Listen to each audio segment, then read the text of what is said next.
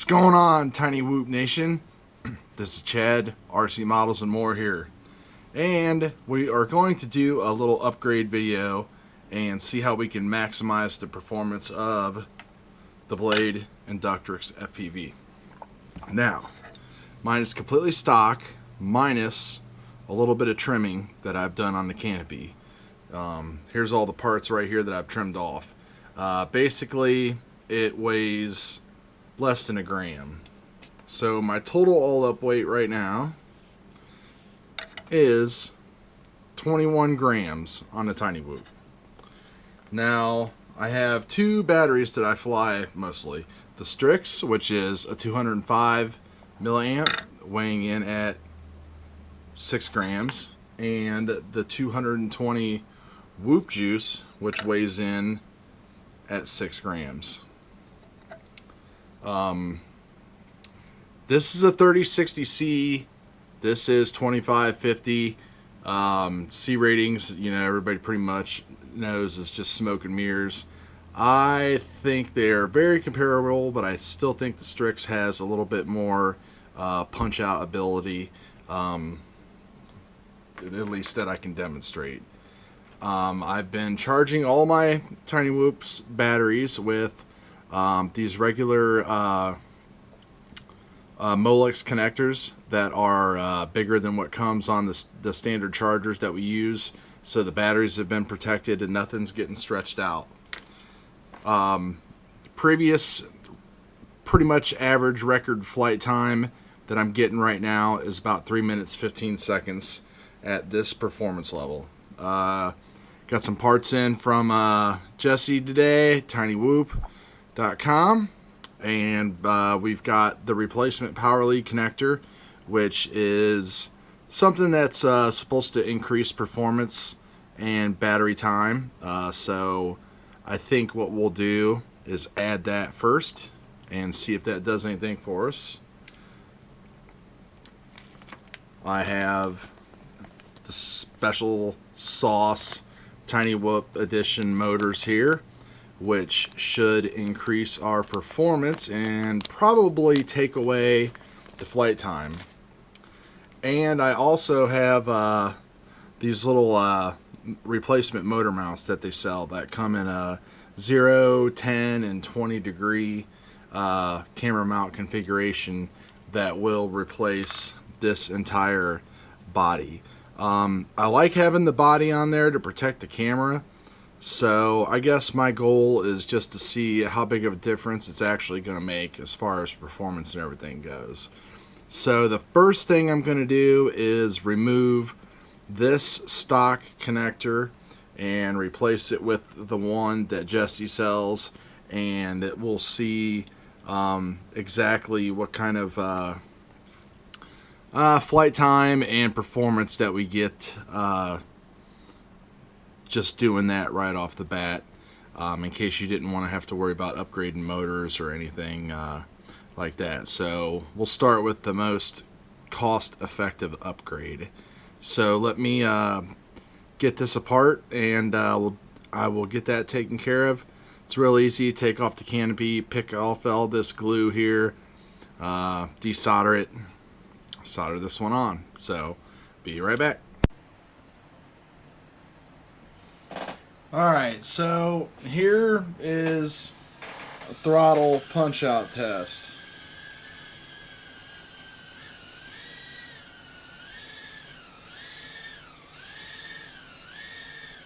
Pretty much about the same that I was getting before. So I shortened the wires as short as I could. I'm really not noticing any extra punch or anything at all.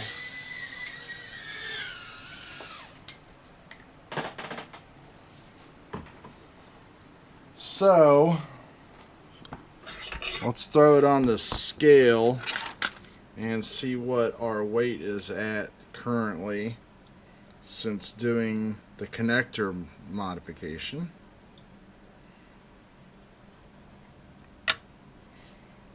$21 grams. Alright, so we didn't make it lighter, even though we removed some wires, and as far as punch out goes and stuff, I'm not really seeing anything.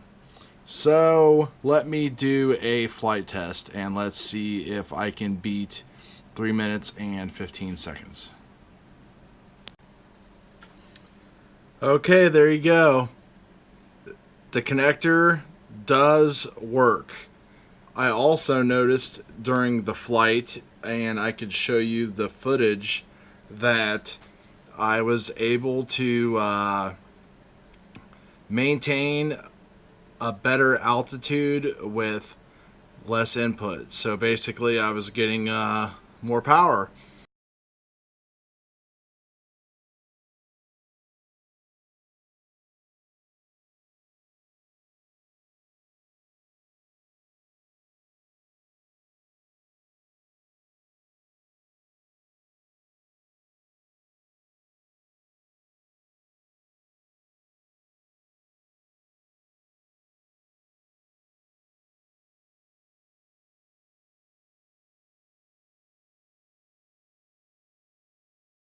So that is pretty good.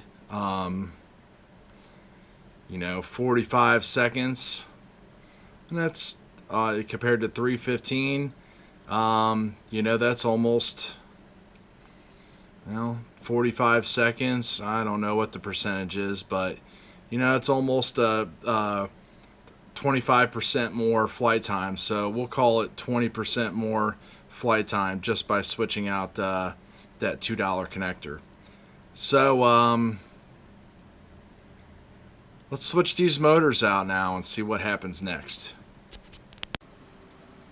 Alright, here we go with the special sauce motors.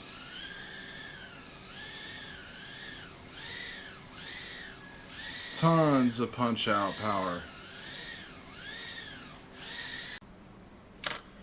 Alright, so with the special sauce motors and the connector and the shaved frame, I was able to get 235 to 240.